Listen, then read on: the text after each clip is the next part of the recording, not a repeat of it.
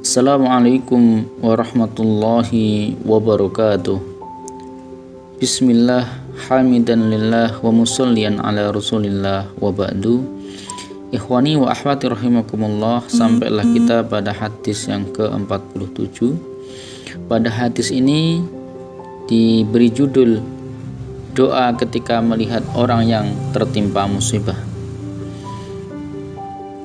Hadisnya an Umar bin al-Khattabi radhiyallahu anhu anna Rasulullah sallallahu alaihi wasallam qala man ra'a sahiba bala'in faqala alhamdulillahilladzi afani mimma btalaka bihi wa faddalani ala katsirin mimman khalaqa tafdila illa ufiya min dzalikal bala'i kainan ma kana ma asya. Rawahu Ibnu Majah. Arti hadis dari Umar bin Khattab radhiyallahu anhu bahwa Rasulullah sallallahu alaihi wasallam bersabda, barang siapa yang melihat orang lain yang tertimpa musibah, hendaknya ia berdoa, alhamdulillahilladzi afani mimma btalaka bihi wa faddalani ala katsirin mimman khalaqa tafdila, yang artinya segala puji bagi Allah yang telah menghindarkan aku dari apa yang dia derita dan dia melebihkanku atas kebanyakan manusia dengan kelebihan yang banyak, maka dia akan diselamatkan dari musibah tersebut, musibah apapun yang dia lihat itu selama dia hidup ini. Hadis riwayat Ibnu Majah, hadis hasan. Penjelasan hadis. Ikhwani wa akhwati rahimakumullah, Rasulullah sallallahu alaihi wasallam senantiasa mengingatkan kita untuk terus bersyukur, terus berterima kasih kepada Allah Subhanahu wa taala, karena dengan hanya syukur itulah Allah Subhanahu wa taala akan ridho dan sayang kepada kita. Allah tidak minta apa-apa dari kita, meskipun Allah sudah memberikan banyak kenikmatan kepada kita tanpa kita bisa menghitungnya, saking banyaknya. Namun Allah tidak ingin imbalan sama sekali dari kita. Allah tidak mengharapkan pengembalian dari kita. Tidak. Yang Allah inginkan adalah hanya rasa terima kasih. Kita terima kasih kepada Allah Subhanahu wa taala. Itu yang Allah inginkan. Ikhwani wa akhwati rahimakumullah, bersyukur itu ada dua. Bisa dengan mulut saja atau bisa dengan hati saja. Namun alangkah baiknya, afdolnya bersyukur itu pengakuan yang ada di dalam hati bahwa nikmat itu bersumber dari Allah. Ini nikmat datang dari Allah Subhanahu wa taala. Kita mengakui seperti itu, tidak dari yang lainnya. Apalagi mengklaim bahwa ini adalah hasil usahanya sendiri. Salah besar, bahwa bahkan orang tersebut dikategorikan sebagai orang yang sombong. Ini seberapapun atau apapun yang kita dapatkan dari nikmat dunia ini, semuanya kita kembalikan kepada Allah Subhanahu wa taala. Haram hukumnya kita mengaku atau bahkan mengklaim dari hasil jerih payah atau usahanya sendiri. Na'udzubillah.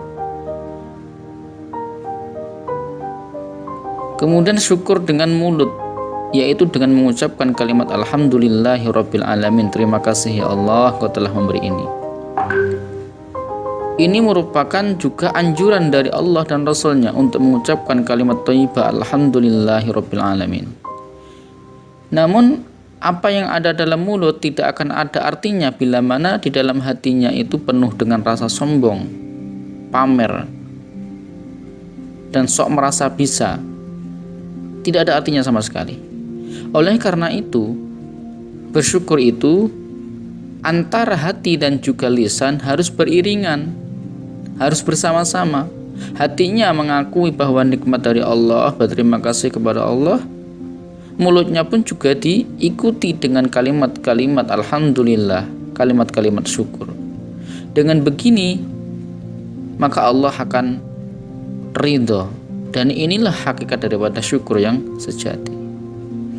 Namun ikhwani wa akhwati rahimakumullah, satu lagi daripada kriteria syukur yaitu memakai nikmat yang Allah berikan tersebut untuk sarana mendekatkan diri dan ngabdi kepada Allah. Ini yang lebih penting lagi. Ini adalah wujud syukur secara real, secara nyata di dalam kehidupan. Dalam hati kita mengakui oke, dalam mulut sudah kita ucapkan alhamdulillah, baik. Tapi kalau harta itu tidak dipakai untuk mendekatkan diri kepada Allah, untuk beramal soleh, maka sia-sia juga harta tersebut. Allah merasa kecewa juga, ini orang dikasih nikmat kok malah didiamkan saja, atau naudzubillah malah dipakai untuk kemaksiatan. Allah marah juga. Tapi ketika kita sudah bersyukur lewat lisan dan juga hati, kemudian memakai nikmat tersebut untuk sarana ibadah kepada Allah, Allah senang, dan inilah yang diinginkan oleh Allah Ta'ala. Inilah syukur yang sebenarnya. Wallahu a'lam bishawab.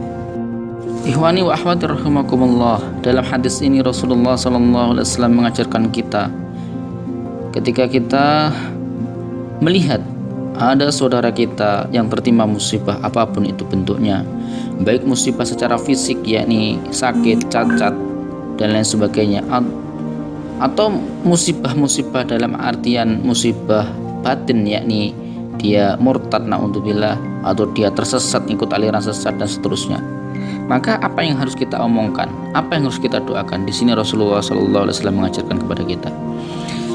Kata beliau bahwa ketika kita melihat orang yang tertimpa musibah tersebut, kita dianjurkan untuk mengucapkan alhamdulillahilladzi afani mimma batalaka. Ini perlu diketahui bahwasanya domirnya ini bisa dirubah. Ka itu artinya kamu ketika yang kita omong itu ada di hadapan kita, atau hu domirnya itu atau kata gantinya itu untuk dia laki-laki, atau bisa diganti juga dengan ha sebagai kata ganti perempuan bila mana yang tertimpa musibah itu adalah perempuan, atau juga bisa dengan jamak hum, ya, kata ganti hum ini sebagai kata ganti bagi orang yang tertimpa musibah itu dalam jumlah jamak atau banyak, bisa diganti gitu ya. Jadi mimma btalaka, mimma btalahu, mimma btalaha, mimma btalahum, tergantung siapa yang tertimpa musibah tersebut. Bihi wa faddalani ala katsiri mimman khalaqa tafdila. Ini doa yang diajarkan Nabi ketika melihat orang yang tertimpa musibah.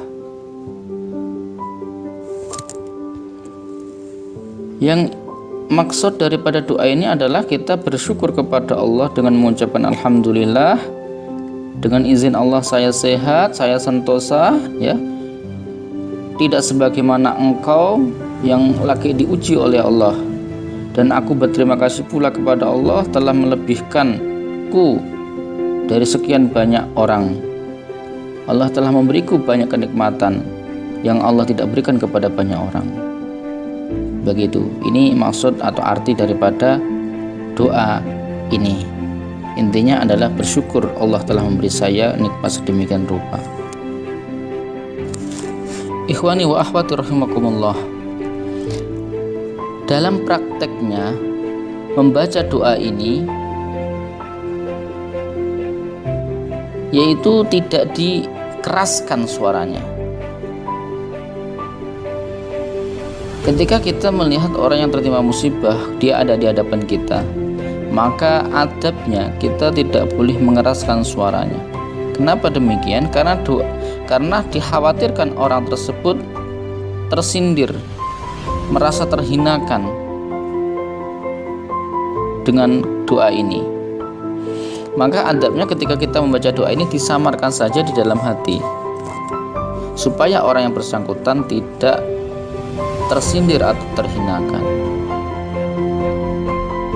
Ikhwani wa akhwati rahimakumullah. Namun bila mana orang yang tertimpa musibah itu adalah musibah agama, murtad misalkan, ikut aliran sesat misalkan, tidak mau sholat misalkan, dan lain sebagainya. Dia di hadapan kita, lalu kita membaca doa ini, justru malah dianjurkan untuk dikeraskan supaya dia juga terhinakan, dia tersindir, supaya dia sadar, begitu.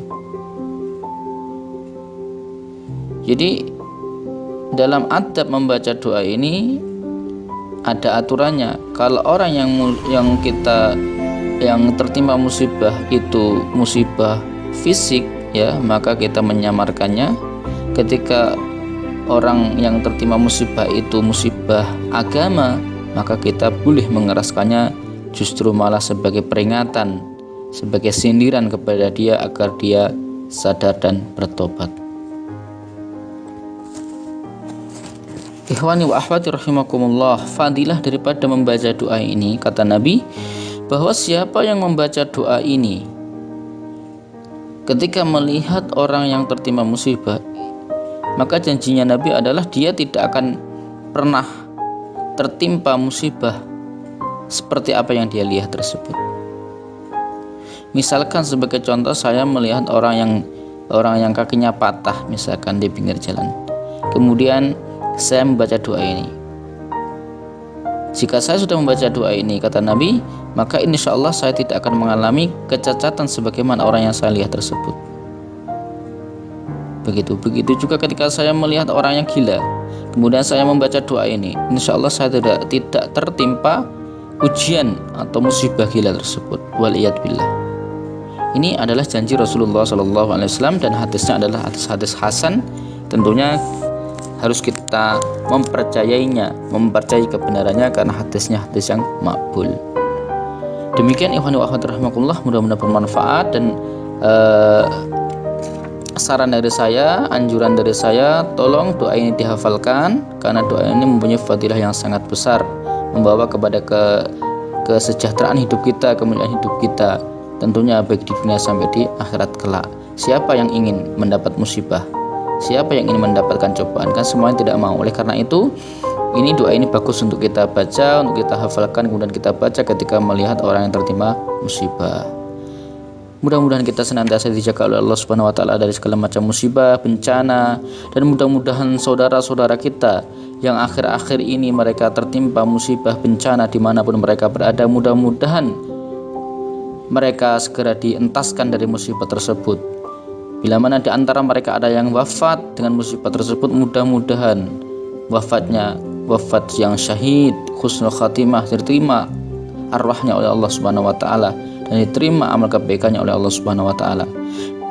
Bila mana di antara mereka ada yang sakit, cedera, mudah-mudahan kita doakan bersama-sama, mudah-mudahan mereka juga segera diberi kesembuhan oleh Allah Subhanahu wa taala. Bila mana di antara mereka ada yang mengungsi, mudah-mudahan juga segera Allah pulihkan kehidupan mereka secara normal. Amin ya rabbal alamin. Wa aqulu qouli hada wa astaghfirullah li wa lakum walhamdulillahi rabbil alamin. Wassalamualaikum warahmatullahi wabarakatuh.